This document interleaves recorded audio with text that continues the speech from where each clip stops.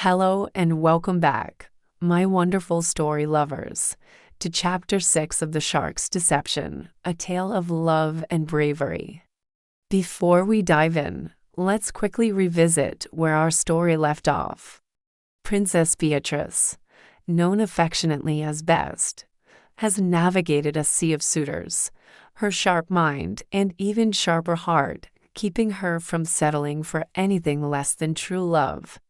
But a mysterious figure's arrival has shaken the foundations of her world, setting the stage for an adventure that has tested not just her courage, but her very definition of romance. If you're just joining us, I highly recommend you go back and catch up on the first 5 chapters. You won't want to miss a single moment of this incredible journey. For those of you who have been with us from the beginning, thank you for your incredible support. Now, grab a cozy drink, settle in, and let's continue the adventure. Chapter 6: The Crown and the Heart. The skies above the kingdom of Harmonia glittered, as if the cosmos itself held its breath in anticipation. Below, the royal ship, Sea Whisper, glided back to shore, its sails billowing with the pride of a hard-won victory. As the vessel neared the golden pier, a massive crowd erupted. Tears of relief streamed down faces, mingling with shouts of pure, unadulterated joy. A path parted through the cheering masses as Princess Best, their beloved Beatrice, finally set foot back on solid ground. The king and queen rushed forward, their royal composure momentarily forgotten. They wrapped their daughter in an embrace so tight, so full of love, it was like the dawn finally breaking after an endless night. Harmonia was whole again. The princess was safe.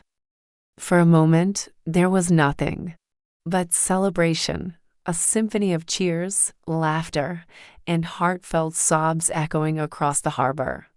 But as the initial wave of euphoria began to recede, a quiet tension settled over the kingdom.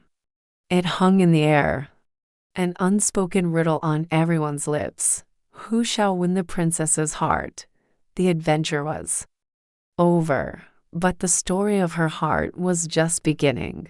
6 heroes had emerged from the perilous journey, each one instrumental, each one possessing a claim to her gratitude, and perhaps her affection.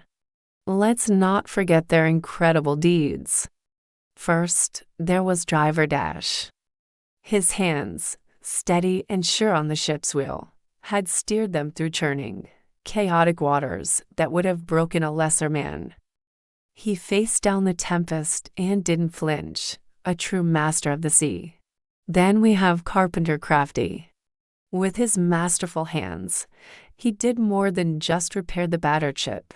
He stitched together wood and hope, mending their vessel and their spirits when despair threatened to sink them all. His work was the very framework of their survival. Next is Cider Sharp, the archer whose eye was as keen as a hawk's. It was his arrow, loosed at the perfect, critical moment, that saved them from certain doom. A single shot, a single perfect action, that changed the course of their fate.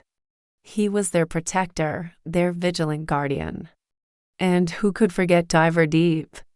He who plunged into the terrifying, unknown depths of the ocean, facing creatures of the abyss to retrieve what was lost.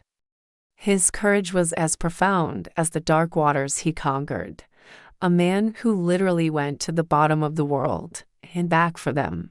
We also have Seer Sage, the quiet guide whose wisdom was their compass. He didn't wield a sword or a hammer, but his foresight and counsel led them out of the darkest shadows and into the light.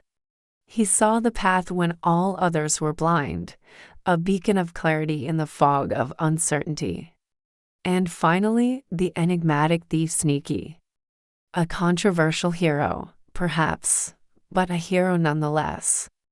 He unlocked not just the physical gates that barred their way, but the very gates of fate itself, using his unique and often misunderstood skills to turn the tide in their favor. Back in the royal court, the debate raged. The great halls of the palace hummed with theories and arguments. Scholars quoted ancient texts on love and valor. Poets composed elaborate verses championing their favorite hero. Even the royal parrots, picking up on the gossip, squawked out names, sharp, or dash, adding their own feathered opinions to the mix. The kingdom was divided, with every citizen from the highest noble to the humblest farmer having their own idea of who was most deserving of the princess's hand. But in the end, only one opinion truly mattered.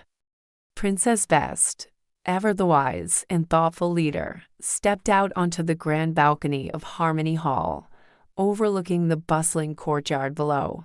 A hush fell over the crowd as all eyes turned to her. Her voice, clear and steady, carried over the sea of faces. "I owe my life to all of you," she began, her gaze sweeping over the 6 heroes who stood proudly before her.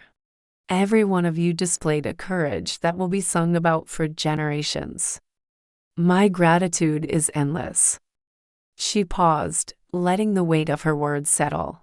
But she continued, her voice softening slightly. "I owe my heart to someone who touched it not just with bravery, but with truth." A great drum sounded, a deep, resonant beat that silenced the last remaining whispers. The moment had arrived. "Therefore," the princess announced, her voice ringing with newfound resolve, "I declare the royal trials of love." A gasp rippled through the crowd. Were they to witness a brutal tournament? A fight to the death for her hand? Best quickly clarified. "These will not be battles of strength or might," she explained. "We have seen enough of that. These will be tests of wit, of wisdom, of kindness, and of truth." She looked directly at the 6 men, a challenge in her eyes. "For love," she declared, her voice resonating with a power that came from the very core of her being, "must be earned not through might alone, but through meaning." The trials were set. The true test was about to begin. Who will prove themselves worthy? Who will capture the heart of the princess? The next chapter in this tale of love and bravery promises to be the most compelling yet. Thank you so much for joining me for Chapter 6. What a cliffhanger! Who do you think will win the trials? Let me know your predictions in the comments below. I love reading all of your theories. Don't forget to subscribe to the channel and hit that notification bell so you don't miss Chapter 7.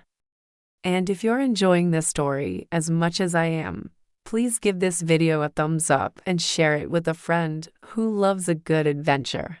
For those who can't wait and want to read ahead, The Shark's Deception is available as a complete book. You can find the link to purchase it in the description below. Thank you again for your amazing support, and I'll see you all in the next chapter.